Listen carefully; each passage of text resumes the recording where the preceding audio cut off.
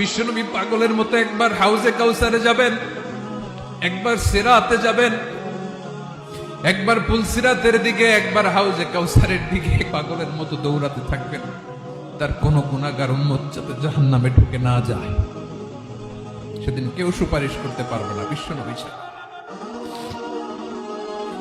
এজন্য 5 নম্বর আল্লাহ বললেন, মান যাল্লাযী ইয়াশফাউ ইনদাহু ইল্লা বিইযনিহি।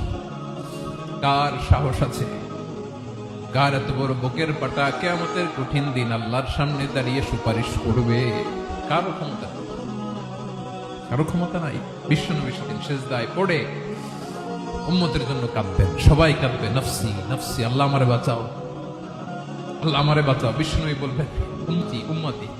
বিশ্বনবী আমার জন্য কাঁদবেন, আপনার জন্য কাঁদবেন, আমাদের জন্য সেদিন কেঁদে কেঁদে জাহান্নামের দরজায় দাঁড়িয়ে আমাদেরকে টেনে টেনে জান্নাতে ঢুকাবেন।